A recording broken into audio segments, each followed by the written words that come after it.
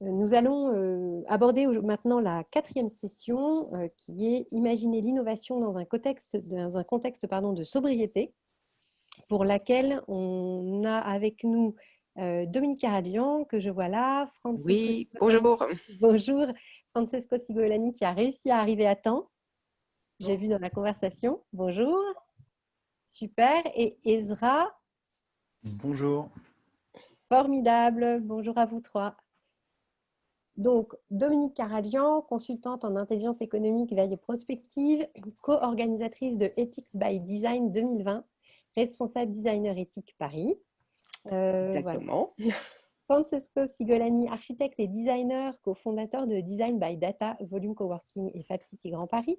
Elle est participant au projet Reflow dans un programme européen de recherche-action H2020 qui est un projet dédié à l'économie circulaire et c'est comme ça qu'on a été mis en contact. Et Ezra de la compagnie Organic Orchestra, beatboxer, directeur artistique de la compagnie et créateur d'Onery 2070, spectacle itinérant et immersif en autonomie d'énergie, explorant les possibles d'une ère post-numérique naissante. Et on va commencer, donc cette dernière table, l'idée c'est d'aller explorer avec tout ce qu'on a pu évoquer dans les sessions présentes autour de la question de la sobriété et de notre responsabilité, quelles possibilités on a aujourd'hui en termes d'innovation, comment on peut penser l'innovation dans ce contexte de sobriété, dans ce contexte d'impact écologique. Et pour démarrer, on va donner la parole à Ezra et d'abord on va regarder cette vidéo qui positionne ce spectacle Oniri. Je vous laisse écouter. Fin des années 2060, nous entamons le grand voyage d'Oniri, une cité mouvante qui avance et se transforme. Oniri est libre comme le mouvement, fragile comme nos ressources, et nous rappelle que nous sommes de passage. Elle prend vie dans un spectacle qui évolue au gré des personnes rencontrées sur la route, invitant à voir devant, à réinventer nos lieux et modes de vie, avec les convictions, mais aussi les doutes que contiennent nos rêves de futur.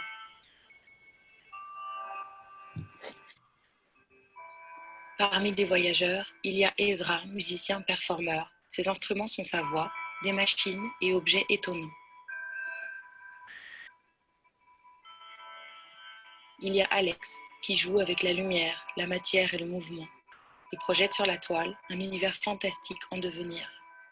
Et il y a Juliette, chanteuse parolière, qui compose le récit d'Oniri, avec les témoignages enregistrés au cours du voyage.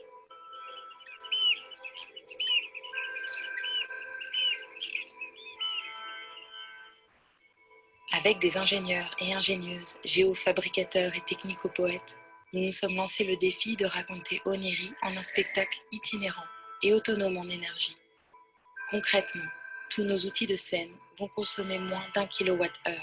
C'est l'équivalent d'un seul projecteur sur une scène classique. Il s'agit maintenant de générer cette énergie et de transporter tout le matériel à vélo.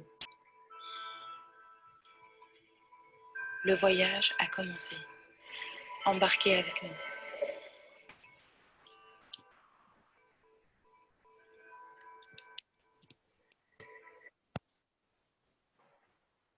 Donc Ezra, on vous invite aujourd'hui parce que donc on a découvert ce spectacle-là et je connais, enfin je dis vous alors qu'on se tutoie, mais on va se tutoyer, ce sera plus simple. Donc Ezra, je t'ai découvert notamment avec Bionic Orchestra. Tu t'intéresses aux questions de la technologie, du numérique dans ta création artistique depuis très longtemps.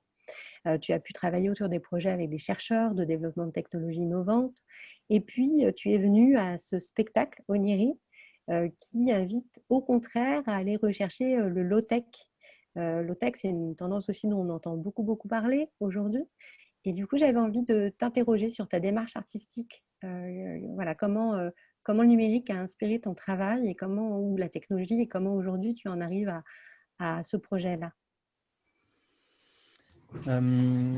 Avec Oniri, cette création sur laquelle on travaille depuis 3 ans maintenant, on a donc une forme avec des pratiques qui sont assez actuelles, la musique amplifiée que je fabrique en captant en direct tout un tas de matières sonores que je transforme à travers à travers des logiciels qu'on a développés, notamment un logiciel qui s'appelle Le Grand Méchant Loup. Puis il y a Alex qui fait de la vidéo un peu sur le même principe. Il a un petit studio de tournage sur le plateau, des procédés mécaniques, optiques, et toute sa matière est transformée au travers de l'ordinateur et reprojetée. Juliette qui a mené tout un tas d'entretiens et qui séquence les voix des personnages à qui elle a proposé de devenir des habitants d'Onirique et cette cité mouvante qui va naître dans 50 ans. Et Kevin Losley qui est éclairagiste, enfin qui est à la base ingénieur en énergie, mais qui nous a rejoint sur la route et qui porte tous ces aspects plus techniques pendant le spectacle. Au début de ce projet-là, on a essayé de voir comment est-ce qu'on arrivait à garder nos pratiques, à être au plus proche de ce qui fait la force de nos outils aujourd'hui sur scène, tout en essayant de les réduire à leur essentiel, de manière à avoir une consommation de matière et d'énergie qui soit moins importante. Alors la première forme a été une tournée à la voile en fait, qu'on a menée sur les îles du Ponant entre Brest et Nantes. Et assez rapidement est arrivée la question d'être autonome avec notre dispositif de diffusion, que ce soit l'amplification, la vidéo, la lumière, etc. Autonome pour pouvoir jouer aussi en dehors des ports, dans des endroits plus dans les terres, etc. Autonome par les dispositifs de diffusion, mais aussi autonome par l'énergie dont on avait besoin pour pouvoir jouer dans des endroits poétiques et éloignés. Et en fait, ça nous amusait d'imaginer qu'on était nous aussi des personnages de cette cité mouvante dans 50 ans et de voir à quoi pourraient ressembler nos pratiques à cette époque-là. Une des choses qui était la plus importante, c'était justement cet enjeu de sobriété, de réussir parce que je fais de la musique avec des ordinateurs et c'est aujourd'hui une grosse partie de ma pratique. Je suis pas prêt, même si à la base je suis beatboxer et que mon premier métier c'est simplement de faire de la musique avec la bouche. Aujourd'hui, je suis content de pouvoir utiliser ce genre d'outils-là, des logiciels qui sont très adaptés à ce que je veux pouvoir faire. Et à la fois, le gros enjeu pour nous, c'était voilà, comment est-ce qu'on arrive à avoir moins de matière, qui consomme peu d'énergie, comment cette énergie on peut la produire pour pouvoir jouer auprès de publics qui ne sont pas forcément ceux qu'on retrouve dans les salles de spectacle. Ça, c'est un peu notre problématique de départ.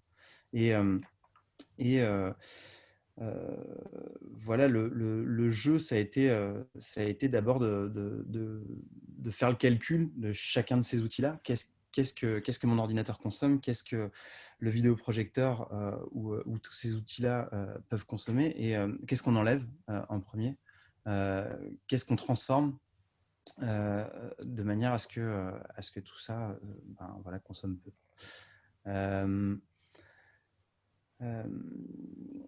Je veux bien que tu m'aides un peu parce que en fait, j'ai beaucoup de trucs à dire là-dessus. Et là, je vais assez vite tourner en boucle Bien sur cette sûr. problématique d'énergie. Ouais. Cette question de la responsabilité du coup des artistes. Alors tout à l'heure, quelqu'un parlait de Jérôme Bel et du choix qu'il a fait d'arrêter les.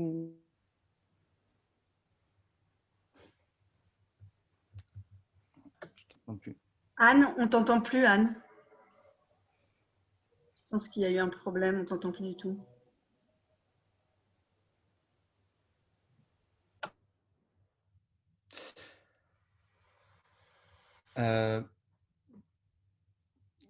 Comme je t'entends pas pour le moment, je vais continuer un peu.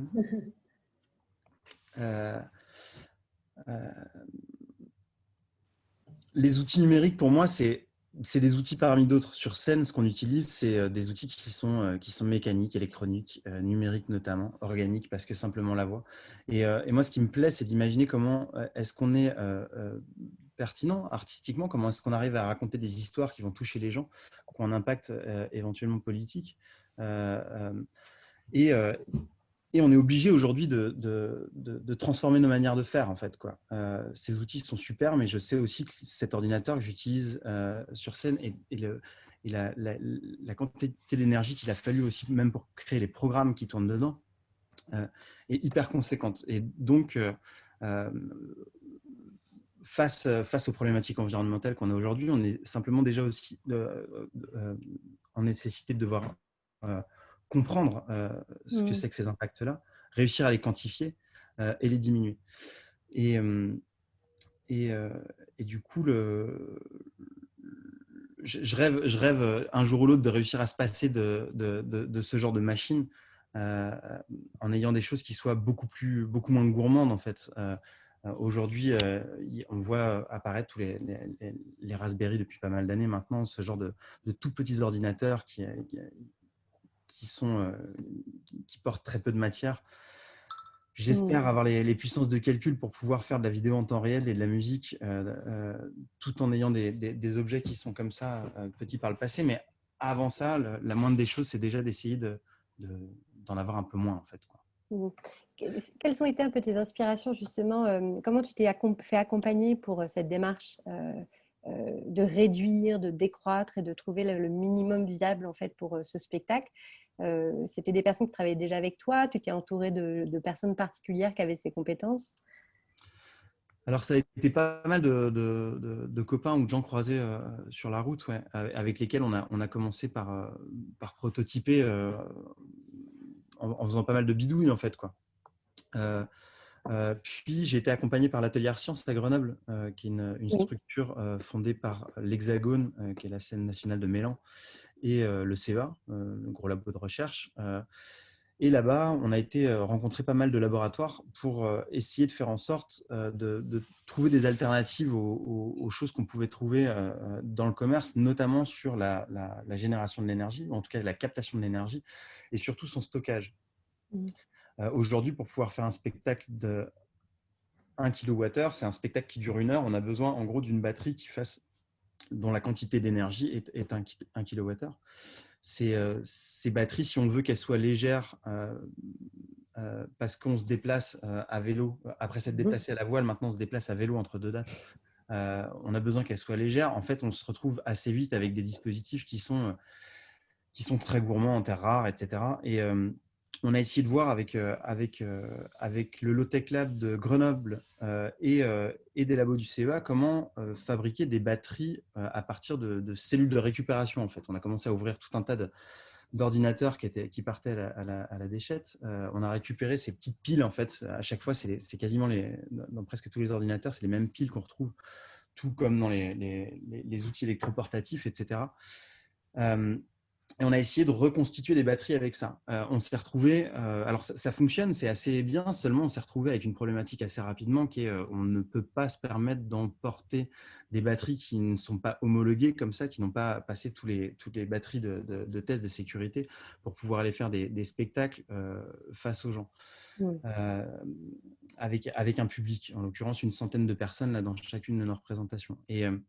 Et du coup, alors même si on a passé pas mal de mois à essayer de créer ces dispositifs-là, on a dû les mettre de côté pour ces questions de sécurité et législative, en fait, quoi, juridique. Et on a fini par utiliser des batteries de vélo assistance électrique, en se disant que si on n'arrivait pas à fabriquer nos propres batteries avec des cellules de récupération, au moins pouvoir utiliser des batteries qui ont plusieurs usages. En l'occurrence, quand on est en tournée, on fait jusqu'à 25 km entre deux dates. Cette distance-là, on l'a fait avec nos vélos et les remorques qu'on a fabriquées qui nous permettent de déplacer tous nos dispositifs, nos instruments et nos dispositifs de diffusion, d'amplification, etc. Et voilà, on a essayé de faire en sorte au moins que les batteries aient ces deux usages-là. Et ça a été une bonne partie du boulot en fait avec les labos du CEA ont été autour de ça. D'accord, merci. En tout cas, ça fait écho parce que je crois que le moment où on ne m'entendait plus, je faisais le parallèle avec Jérôme Bell, qui a été évoqué tout à l'heure et dont quelqu'un de la compagnie assistait à la journée, je ne sais pas si la personne est là en ce moment, qui a fait le choix assez drastique de refuser de prendre l'avion pour ses prochains voyages. En tout cas, on voit de plus en plus d'artistes qui se saisissent de cette question et essayent d'explorer d'aller dans des directions en allant au bout de cette exploration pour voir quelle est la responsabilité des artistes dans leur création et leur possibilité aussi dans la circulation de leurs œuvres de ne pas trop peser sur voilà, sur l'impact écologique global de notre secteur. C'est une démarche passionnante. Je vais passer la parole à Francesco et Ezra. On rééchangera à la fin avec des questions et en mettant en parallèle les différentes pistes possibles et postures que vous explorez chacun. Francesco, du coup, voilà, je t'ai contacté parce que, alors ça fait écho aussi à ce matin, on avait la directrice générale de la Gaîté Lyrique qui intervenait et qui parlait du chantier mené par la ville de Paris autour de l'économie circulaire. Et c'est la personne de Lucie Marinier qui travaille à la mairie de Paris sur ces questions qui m'avait recommandé de te contacter parce que justement, tu avais été lauréat de cet appel à projet européen, RIFLO, H2020, si je ne me trompe pas dans l'appellation, qui était autour des questions d'économie circulaire. Et là, on prend un peu par rapport à la journée, tout ce qu'on a pu dire sur le numérique, tout d'un coup, c'est comment le numérique peut nous aider à avoir une meilleure pratique écologique. Donc là, ce n'est pas tant le numérique lui-même, mais qu'on va, même s'il y a la question de l'éco-conception des dispositifs que tu peux mettre en place, et tu nous en parleras, mais c'est comment le numérique peut aussi servir à avoir des meilleures pratiques dans ce contexte de sobriété, et c'est ça dont tu vas nous parler maintenant. Oui, merci beaucoup Anne. J'espère que ma participation pourra contribuer à vos réflexions. On a beaucoup discuté avec Anne en amont de cette intervention parce qu'effectivement, comme elle disait, mes propos vont peut-être être un peu différents de ceux qui viennent d'être présentés, mais en tout cas, j'espère complémentaires et pas contradictoires. Aussi, effectivement, je suis assez éloigné, enfin, on va dire, du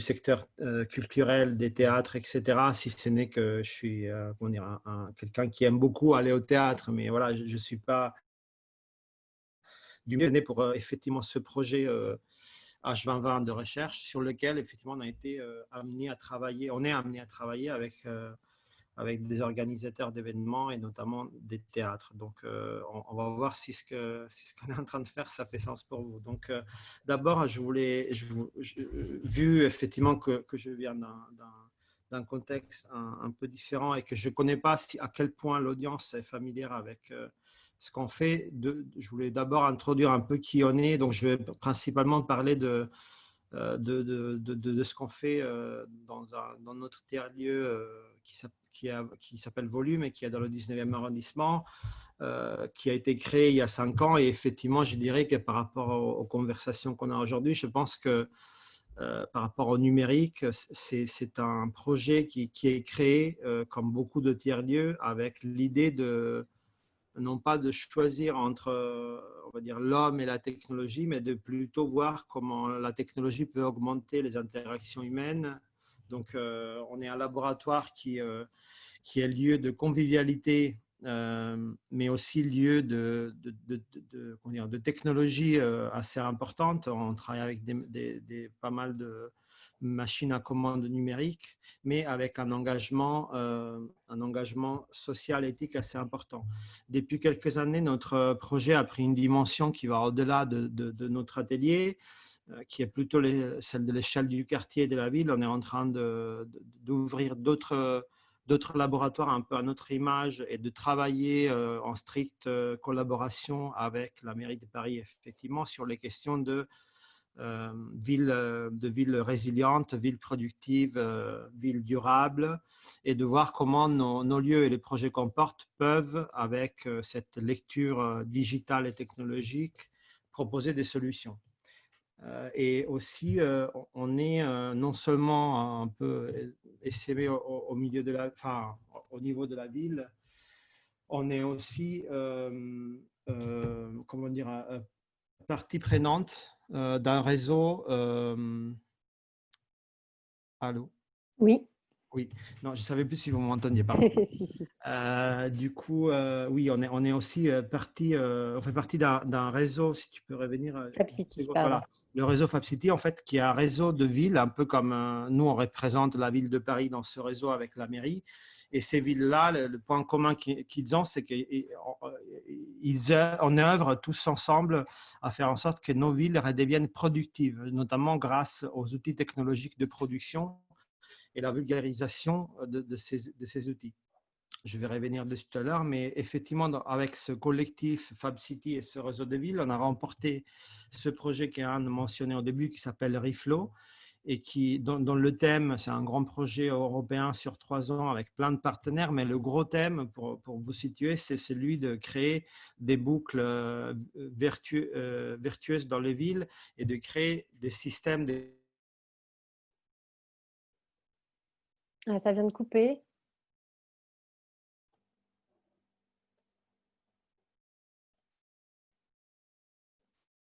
Alors, je ne sais pas si c'est que moi ou si… Non, on n'entend plus. On a tous perdu Francesco? Oui. du freeze. Donc, Alors, Francesco, oui, alors peut-être qu'il faudrait couper la vidéo. Est-ce qu'on peut faire ça? je peux arrêter la Tu vidéo. peux l'arrêter la vidéo, comme ça va permettre de lâcher un peu sur la bande passante. Je viens d'arrêter la vidéo. Mais Ça ne repart pas.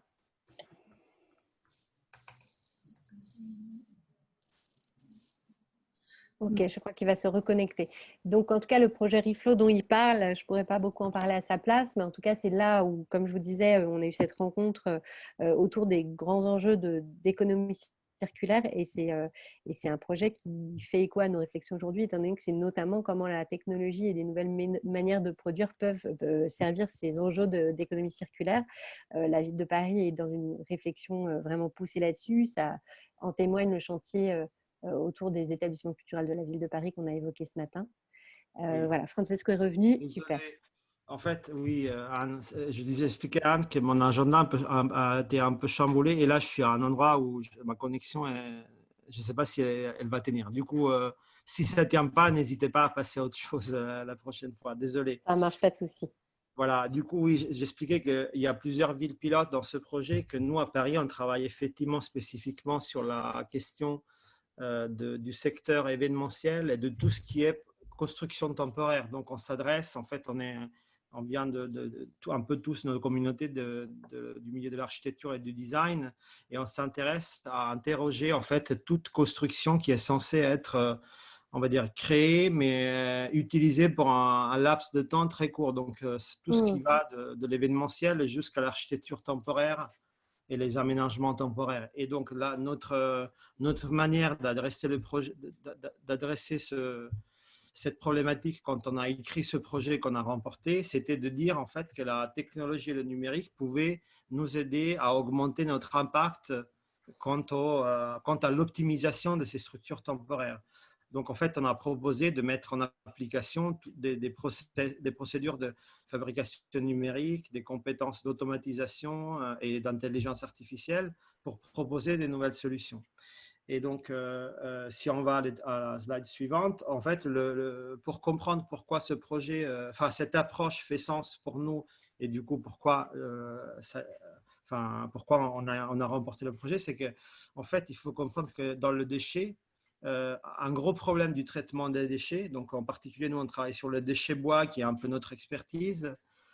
Nos machines travaillent surtout avec le bois. Le déchet bois, comme en général les déchets, un gros problème, c'est que c'est chaotique en fait. Les déchets, par définition, ne sont pas organisés puisque c'est du déchet. Et donc, ça veut dire non organisé, ça veut dire que chaque pièce est différente, chaque pièce est à un endroit différent. Et en fait, cette désorganisation rend la réutilisation de cette matière presque impossible, en tout cas impossible pour des designers ou pour même des organisateurs des événements. Donc, en fait, qu'est-ce qu'on a proposé? En fait, on a proposé de prendre un lieu, donc un tiers-lieu qui se trouve à Saint-Denis, qui s'appelle Restore. Et en gros, si je schématise un peu, d'aller mettre là-dedans plein de déchets bois, de les stocker, de les accumuler, et ensuite de voir comment le numérique pouvait, ou des technologies numériques pouvaient nous servir à l'organiser et à en faire sortir du produit. Donc, les organiser, ça veut dire les stocker de manière rangée, on va dire, les ranger, et deuxièmement, de les digitaliser. Donc, en fait, on est en train de créer un système de QR code. Chaque pièce à une barrette qui s'attache sur la pièce de bois, et ça permet en fait de faire le lien entre la pièce de bois et une base de données qui est celle que vous voyez là à la slide actuelle. Et en fait, pourquoi cette base de données est intéressante? Parce que justement rend cette matière organisée et exploitable par des designers. Et donc l'étape suivante qu'on est en train de mener là depuis 6 mois, c'est d'incuber chez nous à volume des designers qui ont accès à ces bases de données et à différents autres outils et qui peuvent expérimenter avec. Donc, par exemple, on a une entreprise qui est en train de créer un système de scannerisation semi-automatisé qui permet de rendre beaucoup plus vite, plus rapide la transformation de la pièce de bois en base de données. On a à droite Ubli, qui est un collectif de designers qui a réalisé cette installation pour la Paris Design Week, qui est une installation réconfigurable pour les organisateurs d'événements à partir de matériaux de réemploi, 100%. Et la slide suivante, on verra les autres projets. Voilà, sur la gauche, c'est un designer qui travaille avec un système de CNC numérisé, donc une découpe, un petit bras robotique qui découpe du mobilier qui est conçu pour être facilement stockable, facilement rangeable après l'événement. Et ensuite, une entreprise qui s'appelle Digital Discrete Lab qui travaille sur des pièces modulaires qui peuvent servir à plusieurs constructions en fonction du besoin. Donc, on peut construire, démonter, reconstruire avec une nouvelle configuration. Et slide suivante, s'il te plaît. Donc, je voulais aussi vous parler ce projet a été pas mal affecté par le Covid-19, comme évidemment beaucoup de gens qui sont aujourd'hui ici. Hein. Vous pouvez imaginer que ce n'est pas le meilleur moment pour travailler sur l'événementiel. Donc, ça s'est un peu stoppé lors de la première vague, ce projet européen. Et donc, c'était assez intéressant de voir le phénomène qui s'est mis en place, dont vous avez peut-être entendu parler. Dans les lieux comme le nôtre, en fait, on a commencé à fabriquer des masques, des visières en grande quantité. On a fabriqué 50 000 visières et 10 000 masques. Alors, pas uniquement chez nous, mais dans 20 lieux qui travaillaient avec nous. Et en fait, pour nous, le Covid-19, c'était une super plateforme d'expérimentation, de fabrication distribuée. C'est-à-dire qu'on s'est retrouvé à travailler avec 300 personnes dans 20 Fab Labs qu'on n'avait jamais rencontrés, qu'on n'a jamais vus. Et ça a été possible. Pourquoi? Via le numérique, en fait. On avait 3 plateformes de communication, une feuille Excel géante, enfin que j'avais jamais vu une feuille Excel de cette complexité. Et c'était assez beau, en fait, de voir ces énergies, ces 300 personnes qui étaient bénévoles et qui travaillaient via, en fait, ces outils de communication numérique. Slide suivante. Et donc là, j'ai presque terminé, mais pour moi, c'est très important de vous faire… Alors, non, si on peut juste revenir… Bien sûr. Parce que voilà, ce n'est pas une question d'imprimante 3D, c'est ce que… Alors, on n'a jamais été médiatisé comme pendant cette expérimentation du Covid-19 où on a fabriqué des masques et des visières. Il y a TF1 qui est venu chez nous, etc. Et en fait, on n'arrêtait pas d'essayer d'expliquer aux journalistes que ce n'était pas une question d'impression 3D ce qu'on était en train de faire. Qu'en fait, le phénomène, ce n'était pas juste les machines, en fait, c'était surtout les personnes. Et à la slide suivante, ce que je dis, c'est qu'effectivement, ce qui s'est passé est l'épreuve que… Voilà, un engagement éthique et une mise en œuvre éthique de la technologie ne peut avoir lieu que s'il y a premièrement des communautés engagées, des tiers-lieux qui sont capables d'accueillir ces communautés et enfin, bien sûr, la technologie. Mais c'est pas… Enfin, voilà, alors que tous les journalistes voulaient absolument raconter l'histoire que l'imprimante 3D avait sauvé les hôpitaux parisiens. Et on explique que ce n'était pas le cas. Ouais. Et donc, je pense qu'il y a une vidéo après, si elle fonctionne, qui montre… alors, il y a du son, mais s'il n'y a pas de son, ce n'est pas très grave. En fait, ça montre en fait, comment les visières qu'on fabriquait étaient produites. Et donc, dans ce chaînage-là, on voit bien que oui, il y a des machines au tout début parce qu'on découpe très rapidement des choses. Mais après, en fait, il y a des humains qui les assemblent. Et en fait, voilà, il y a 4 personnes qui travaillent derrière la machine. Et donc, ce qui est intéressant pour nous dans tous nos projets, c'est d'aller chercher là où le numérique nous permet de faire beaucoup plus. J'expliquais tout à l'heure les QR codes qui nous permettent de cataloguer les morceaux de bois. Et là, en fait, la découpe laser nous permet de découper très rapidement une pièce, mais qui est ensuite assemblée à l'occurrence, par des bénévoles qui étaient venus chez nous.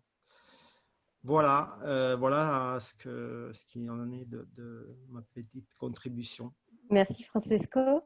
Je vais donner la parole à Dominique qui va nous parler de designer éthique et de votre approche des questions numériques responsables. Oui, bonjour à tous. Oui, alors, comment introduire designer éthique? C'est une toute jeune association.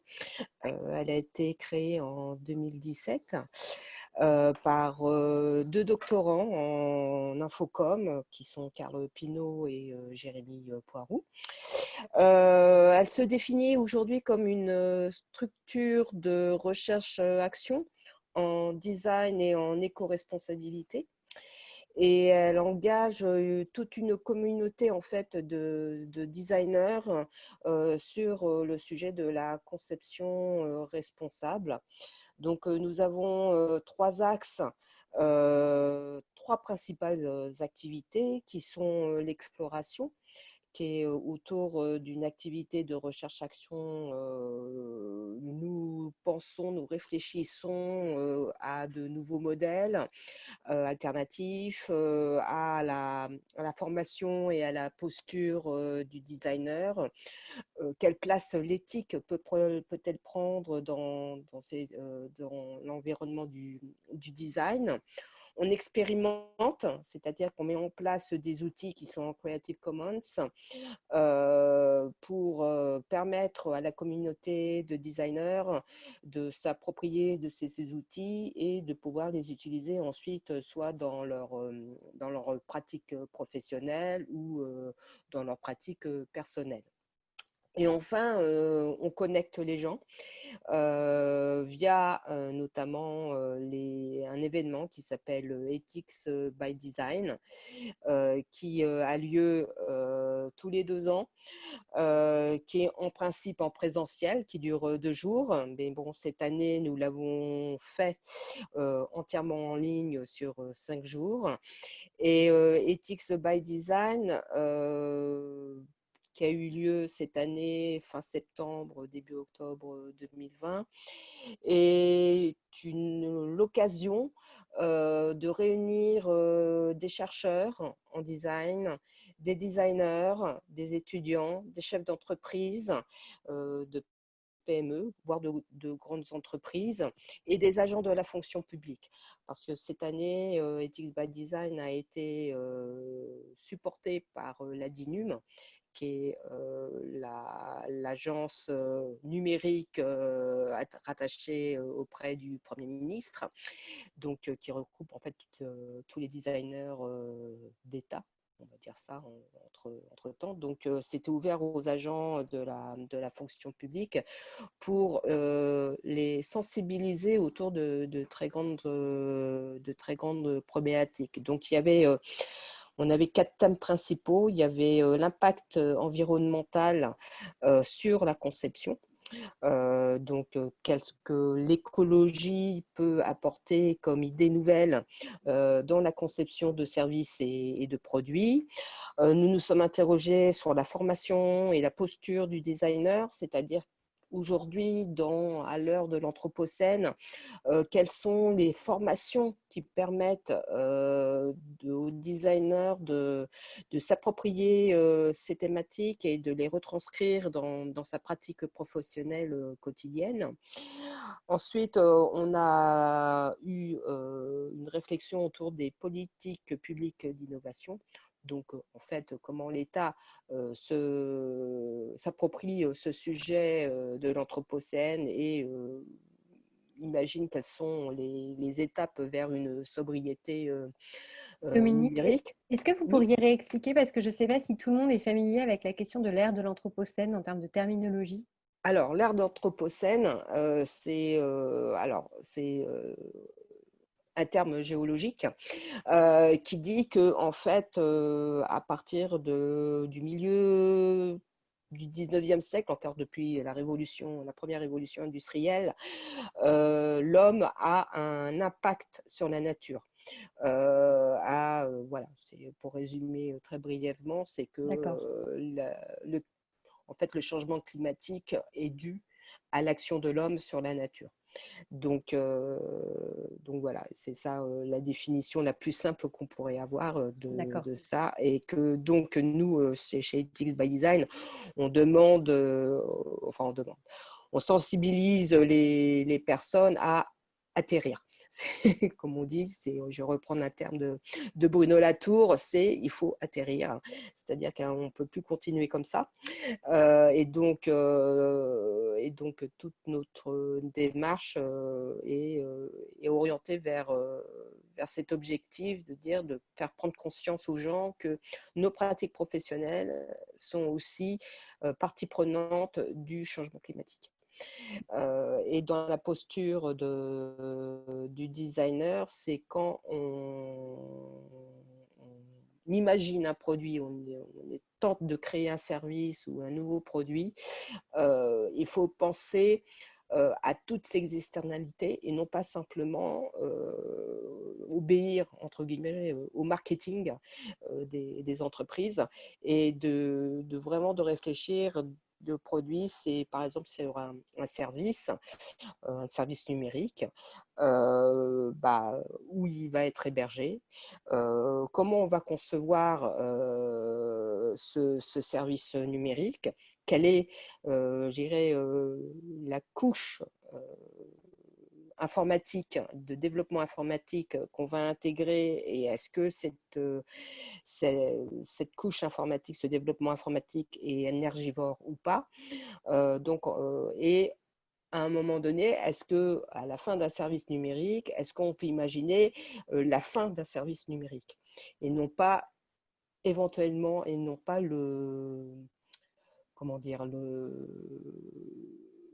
l'upgrader à chaque fois, le mettre à jour. Est-ce qu'un jour, on peut décider que, par exemple, Google Drive s'arrête définitivement, ou que nos applications que nous avons sur nos smartphones s'arrêtent aussi. Voilà, donc c'est autant de questionnements qu'on essaye de poser et de mettre en avant sur différents sujets liés toujours au numérique. Merci Dominique. Je rappellerai que par rapport à ces rencontres, ces jours qui ont lieu en ligne, l'ensemble des rencontres ont été captées et qu'on peut retrouver sur le PeerTube de Ethics by Design d'excellentes conférences qui abordent des questions d'éco-conception, de design à l'ère de l'Anthropocène. En tout cas, j'invite les personnes qui ont envie de creuser à aller explorer les contenus que vous avez pu mettre en ligne.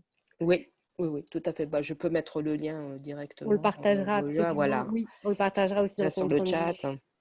En tout cas, du coup, on voit différentes approches que vous pouvez avoir tous les trois. Ezra, tu as exploré une approche donc plutôt low-tech pour ce spectacle qui t'invitait à une décroissance assez, même très active. Francesco, tu explores la question des communautés et comment on crée ensemble, dans le fond, la question de l'intelligence collective et comment la technologie vient aider, mais quand elle est portée par des humains et avec des objectifs. Dominique, vous nous parlez des questions de conception, d'éco-conception, donc comment on remet des étapes en fait à la création de services. J'avais envie de vous faire réagir parce que quand on parle de low-tech notamment, on parle beaucoup de Philippe Biwix, qui est un des auteurs que Bella, qui était avec nous ce matin, dont elle parle beaucoup, en tout cas, qui est un de ses maîtres à penser. Et donc, j'ai extrait une de ses citations. J'avais envie qu'on réagisse autour de cette question-là.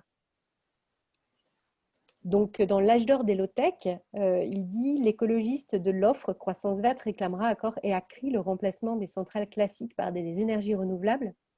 L'écologiste de la demande proposera de débrancher les télévisions. L'écologiste de l'offre réclamera des gobelets à café en plastique recyclable. L'écologiste de la demande aura sa tasse dans le tiroir de son bureau. » Et je crois que c'est quelque chose qui a pas mal en fait énervé cette rencontre aujourd'hui. Voilà, comment ça vous fait réagir cet extrait? On est en plein dans la définition du low-tech, vraiment là, c'est-à-dire que si on reprend la citation de notre cher président qui dit qu'il ne veut pas retourner à la lampe à huile et qu'il ne croit pas au modèle Amish, oui. Alors, outre le fait que cette citation montre toute l'ignorance qu'il a de la communauté Amish, qui est une communauté qui justement est low-tech. C'est pas, elle ne refuse pas la technologie, elle l'interroge, la technologie. Et tout simplement, en prenant un exemple, on dit ils refusent l'électricité, les Amish. C'est absolument faux. Ils ont l'électricité, mais ils ont fabriqué eux-mêmes leur propre réseau électrique. Pourquoi ils ont refusé que General Electric vienne installer l'électricité chez eux? Parce qu'ils ont trouvé que c'était intrusif et que cette technologie qui voulait qu'on perce des trous dans les murs et qu'on passe des fils dans les murs et qui soient reliés à l'extérieur, bah, c'était inconcevable pour eux. Donc il y avait je dirais une dimension de protection de leur vie privée et de leur mode de vie qui fait que bah, ils ont conçu leur propre réseau électrique qui est éco-conçu pour le coup et qui répond à leur tradition. Donc le low-tech, en fait, ce que ça veut dire, en fait, c'est que oui, on va utiliser des technologies qui sont plus propres, plus résilientes, mais à l'inverse, enfin, en complément, ces technologies sont appropriables par tout le monde. C'est-à-dire qu'aujourd'hui, si on veut préparer notre smartphone, on ne peut pas le faire chez nous. Il faut alors soit on le jette, soit on va chez un réparateur qui s'y connaît un peu et qui va vous dire bah non, le truc il est irréparable parce que tout est collé. Le low-tech permet aujourd'hui, permettrait que cette connaissance technique soit à nouveau appropriable par les gens et qu'on puisse réparer de chez nous nos fameux smartphones. Absolument. Peut-être, Francesco, la question par exemple des tiers-lieux, où on peut venir fabriquer, faire avec et apprendre à faire, c'est une réalité autour de la question de cette encapacitation des gens face à la technologie. Alors évidemment, ça dépend du niveau des technologies, mais est-ce que vous auriez envie d'en dire quelque chose? Oui, effectivement, quand Dominique parlait, effectivement, cette encapacitation, je crois qu'on dit en français, Oui. c'est ça? Oui.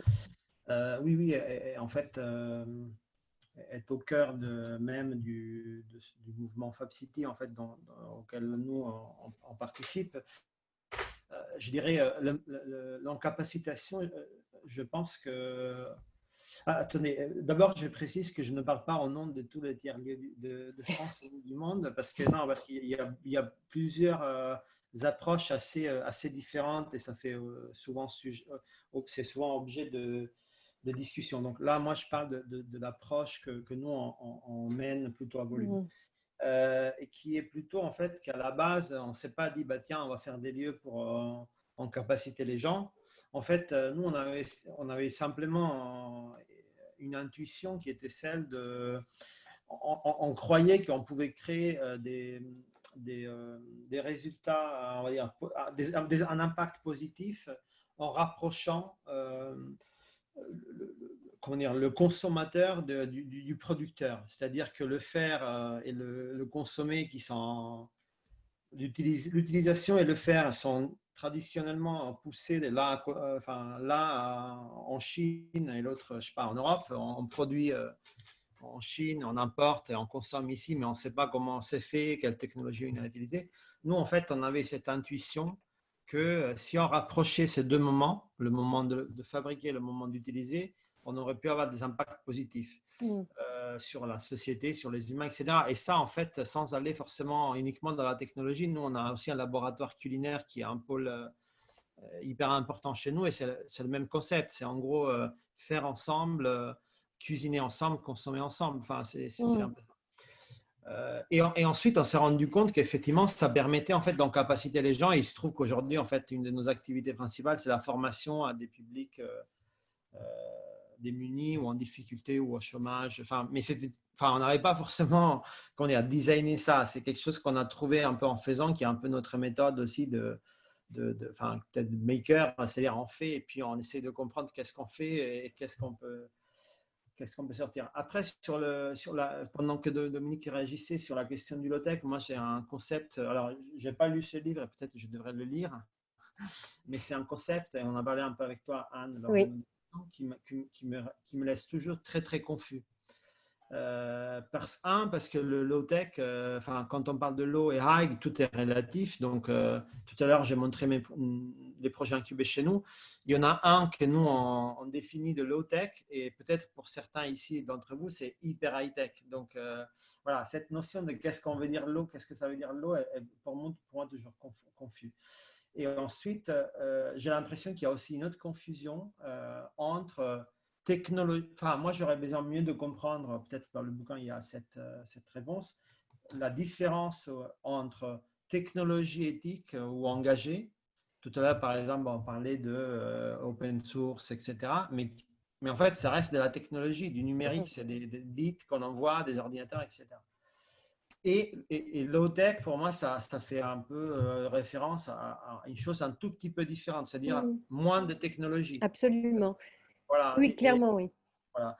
Et ce que moi, je peux dire, et peut-être une question un peu pour Ezra, qui en parlait tout à l'heure, ça pourrait être, vous n'avez pas l'impression, nous, on a fait un peu le pari de se dire qu'on fait le pari tous les jours, en fait, qui, je ne sais pas si est bon, de se dire que on va chercher là où la technologie nous aide à multiplier par 100 l'impact de ce qu'on fait. OK ? Et en faisant ça, j'extrémise un peu, on se pose après la question, bon, est-ce qu'on a utilisé une machine, comment cette machine a été fabriquée, qu'est-ce qu'il y a eu avant. Donc ma question pour Ezra, mais peut-être aussi pour Dominique, serait, vous n'avez pas l'impression, parce que nous on y est confrontés, qu'en limitant les technologies qu'on utilise, on limite aussi notre impact positif. Quelque part, on n'a pas besoin en fait d'aller. Est-ce que vous espérez, est-ce que vous pensez qu'on peut résoudre les problématiques du monde contemporain en utilisant moins de technologies? Parce que nous, on a plutôt l'impression, en tout cas, c'est le pari qu'on fait, de choisir comment les utiliser en fait, mais au maximum de leur puissance, pas un tout petit peu. Voilà, je ne sais pas si ma question est claire. Ezra? Ouais. Moi, j'ai l'impression justement que, en tout cas, la démarche que j'ai entamée maintenant il y a 3 ans là, et dans laquelle je compte bien continuer pendant un petit bout de temps, je vais pas arrêter de m'intéresser à des nouvelles technologies, mais par contre, le fait d'avoir réduit un petit peu le bagage avec lequel je joue aujourd'hui me permet déjà de mieux comprendre justement tous ces outils, toutes les briques qui sont là. Et plutôt que d'utiliser, comme tu dis, des toutes petites parties de la puissance de chacun des outils que j'utilise, j'essaie de beaucoup mieux comprendre et d'aller jusqu'au bout de l'usage de chacune des briques que je décide d'emmener. Et en réduisant finalement ma valise, ça me force à maîtriser beaucoup mieux, en fait, à beaucoup mieux comprendre et beaucoup mieux maîtriser ces outils-là. Et là où je trouve que c'est intéressant, c'est que quand on aborde un projet, quel qu'il soit, de manière écologique, ça veut dire qu'on va aborder ce qu'on produit avec, mais comment on le produit, quelles sont les interactions avec les pairs. En l'occurrence, nous, c'est des spectacles, donc ça questionne d'un coup les modes de diffusion, donc nos relations avec les gens, avec les salles de spectacle avec lesquelles on joue, la manière dont on fait venir le public, etc. Et le temps que me demande le fait de rentrer dans cette réflexion à 360 degrés, et fort en capacitante, ça c'est évident, me permet d'avoir je pense, une meilleure conscience et un meilleur usage de chacun de ces trucs-là, parce que je prends vachement plus de temps pour choisir quelles sont les briques que j'utilise et les maîtriser jusqu'au bout, quoi. Et du coup, voilà, j'en suis là maintenant. Je vais sans doute continuer de me déplacer. Il y a des choses qui vont. J'aime beaucoup les problèmes techniques, et donc les outils qui sont à venir vont forcément m'intéresser en partie. Maintenant, je suis très content de prendre le temps de regarder le monde un petit peu plus à 360 degrés et de sortir d'une spécialisation en fait. Réussir à devenir un peu plus comment dire, agile, quoi, en fait. J'avais envie de, enfin ça revient à cette question de l'incapacitation et des choix qu'on fait. C'est qu'en fait aujourd'hui il y a beaucoup de technologies auxquelles on a accès extrêmement facilement, mais sans les connaître, sans les maîtriser, sans forcément mesurer leur impact. Et on n'a pas en fait forcément la capacité de bien comprendre et donc de faire des choix. Et je citerai à nouveau Philippe Biwix qui faisait un trait d'humour en disant que dans le fond il militait pour l'âge de pierre, mais avec un dentiste.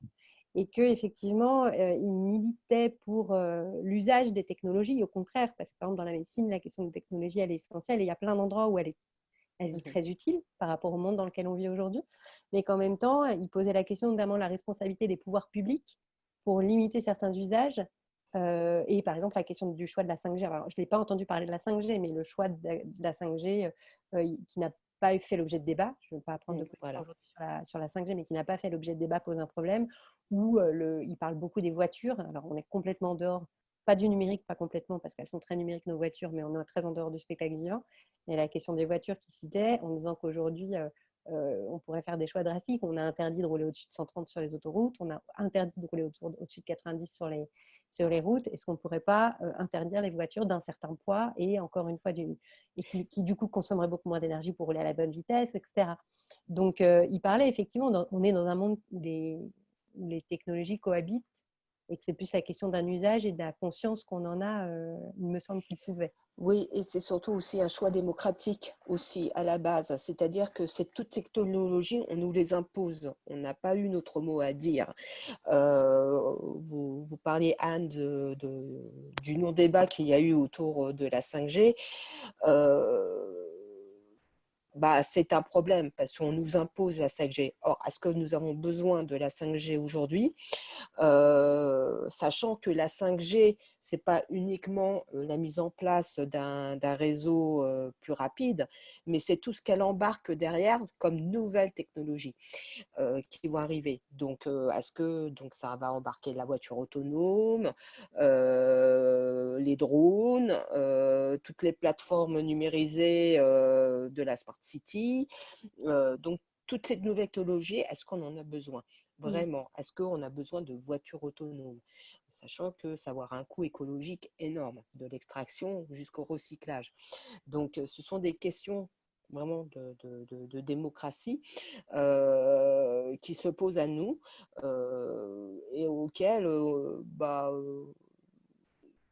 les pouvoirs publics se dérobent parce que derrière, il y a un lobby très fort de la part des principaux intéressés par la 5G, qui sont les constructeurs automobiles, les smartphones, toute la chaîne, je dirais, logistique qu'on connaît derrière. Et c'est dommage qu'on n'ait pas eu ce débat, parce que là, pour le coup, ça aurait été vraiment, je pense, incapacitant et pour me faire mieux comprendre aussi les gens, quels sont les risques de cette technologie sur la planète. Malgré tout le discours qui dit non, la 5G va sauver la planète. Non, elle ne va pas du tout sauver la planète. Au contraire.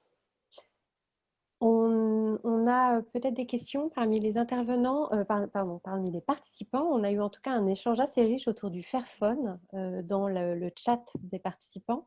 Le Fairphone, pour ceux qui ne connaissent pas, c'est un téléphone éco-conçu.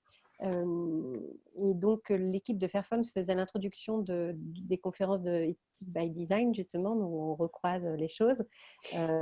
Et qu'on a quand même Émilie Robert du Théâtre Massalia qui nous explique avoir réussi à réparer elle-même son smartphone en utilisant un Fairphone.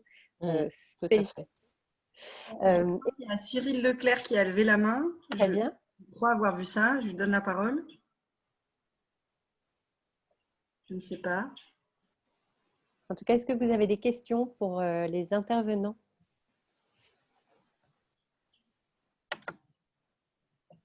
Ça ne marche pas. En attendant, j'avais envie, Francesco, parce que je t'ai entendu parler à un moment de comment on peut augmenter. Et du coup, voilà, cette ère numérique, donc, elle vient augmenter. Parfois, on dit qu'elle vient augmenter l'humain. Je ne sais pas, est-ce que tu as une position, enfin une posture là-dessus, quelque chose à en dire? Oui, oui, le mot augmenté, au-delà de, enfin, c'est un peu l'idée, enfin, au-delà de la réalité augmentée dont on parle aujourd'hui, l'idée, enfin, l'approche, je dirais, que pour laquelle moi j'œuvre et qui est du coup peut-être un peu discutable par rapport à cette idée de low-tech, c'est que ça va un peu à l'encontre de ça. C'est-à-dire, c'est la question que moi je me pose dans tous les projets, à la fois à volume, mais aussi je n'ai pas parlé, mais le Design by Data, c'est un master spécialisé qu'on a monté à l'école des ponts, où on forme des architectes et des ingénieurs. Et pareil, la question qu'on pose, c'est on questionne la technologie sur sa capacité à augmenter ce qu'on peut faire sans technologie. Et donc, cette augmentation, j'entendais tout à l'heure quelqu'un qui parlait d'utiliser moins de matière, je pense que c'était Ezra. Et donc, typiquement, là, c'est assez intéressant parce que dans ce master spécialisé, nous, on forme les architectes de demain ou les ingénieurs de demain pour utiliser moins de matière.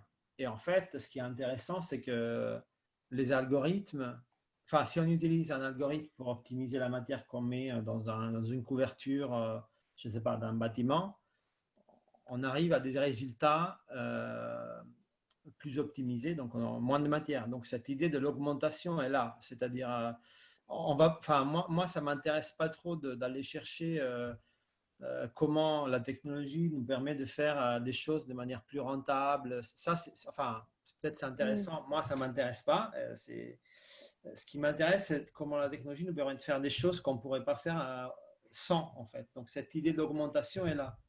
Comment on peut envisager de nouveaux scénarios? Comment on peut imaginer de nouvelles solutions, de nouveaux mondes? Et je reviens un peu à ce que je disais avant. J'ai l'impression que la technologie peut nous permettre de le faire, hein, si utilisée d'une manière précise. Et quelque part, j'ai l'impression que les challenges auxquels on fait face aujourd'hui ont besoin de cette augmentation. C'est-à-dire que presque comme si tout seul, je n'ai pas trop de confiance que tout seul, on pourrait trouver la solution. Je ne sais pas voilà, cette idée d'augmentation est là. C'est-à-dire pas penser la technologie comme quelque chose qui nous rend plus efficace, mais comme quelque chose qui nous permet de voir des choses qu'on ne verrait pas, faire des choses qu'on ne pourrait pas faire. Oui, c'est vraiment une question de posture, dans le fond, de posture, d'utilisation des technologies. Moi, j'ai fait mon diplôme, je suis architecte de formation, j'ai fait mon diplôme avec un artiste plasticien qui nous dit, enfin, on ne parlait pas du tout de technologie numérique chez lui, on parlait de démarches plastiques appliquées à l'architecture.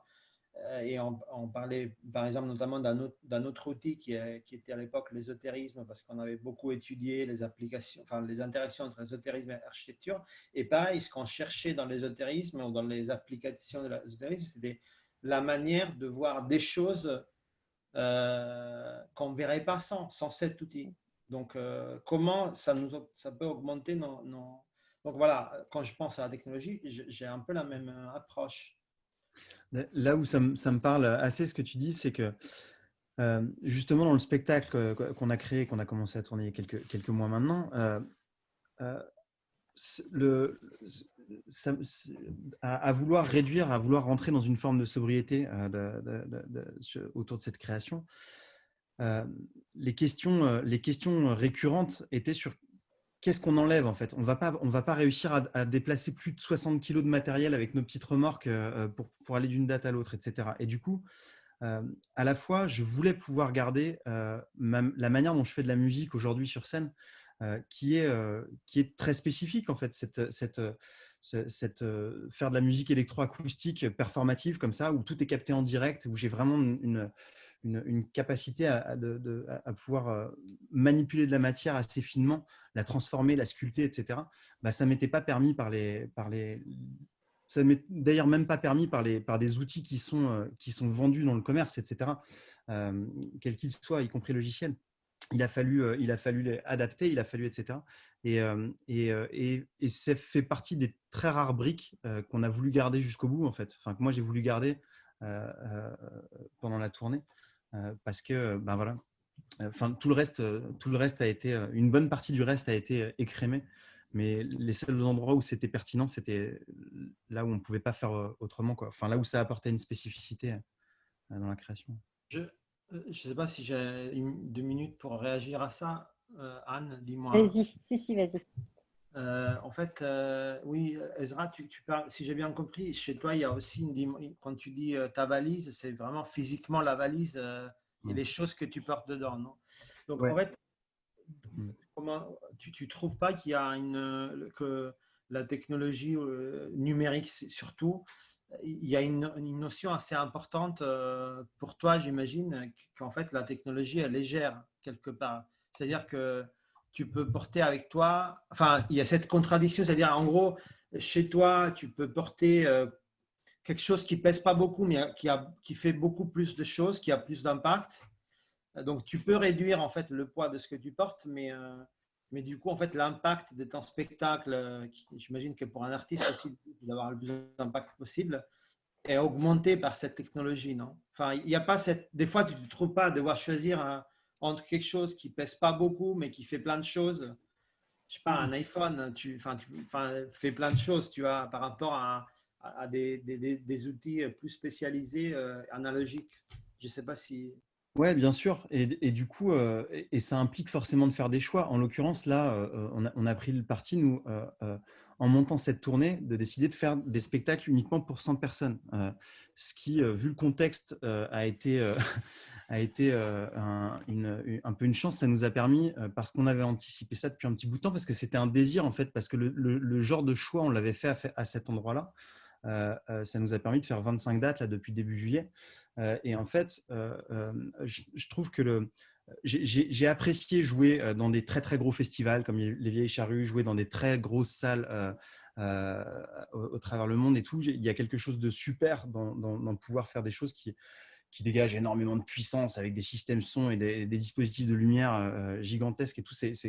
Bon, il y a une énergie assez chouette là-dedans, mais pour moi, il n'y a jamais autant d'impact que quand on est dans un rapport intime en fait, à la forme. Et du coup, ça, on le retrouve quand on est sur des petites formes. Et ça m'intéresse moi, beaucoup de replonger là-dedans maintenant.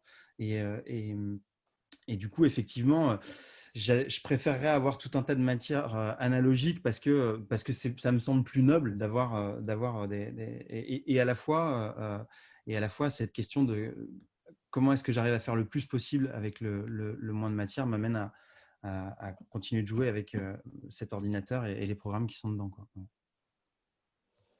Merci beaucoup. J'ai une dernière intervention d'un participant dans la conversation qui nous dit finalement éteindre nos smartphones pendant des représentations du spectacle vivant participe à ses choix autour des usages du numérique.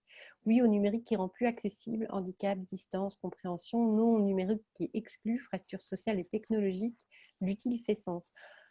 C'est Jérôme Ramaker. C'est sûr que cette journée aurait été traversée par cette question-là, la question du sens et la question peut-être des fois de faire moins mais de faire mieux.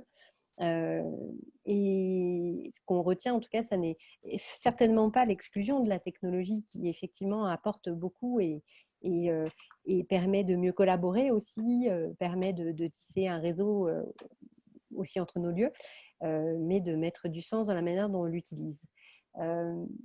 Je vous remercie en tout cas à tous d'avoir participé à cette dernière session pour cette journée TMN Lab. C'était précieux de vous avoir avec nous. Merci beaucoup aux participants d'avoir suivi cette journée dans ce format improvisé en quelques jours. On partagera du coup, si vous avez aussi envie de partager des éléments plus précis, n'hésitez pas à nous les envoyer, je parle aux intervenants, et nous on remettra les références de tout ce dont vous avez parlé dans le compte-rendu pour pouvoir continuer à réfléchir autour de ces grandes questions. Merci vraiment de nous avoir suivis aujourd'hui. J'invite les participants et toutes les personnes qui le veulent à rester avec nous encore une petite heure ou peut-être un peu moins, un peu plus, on verra quelle forme ça prend. Mais on ajoute cette petite session imprévue à 16h, 16h07, pour discuter de ce qu'on peut faire ensemble avec le confinement qui arrive et les semaines à venir, et comment, à travers le TMN Lab, on va pouvoir s'entraider plus entre membres du réseau dans nos lieux isolés en temps de confinement.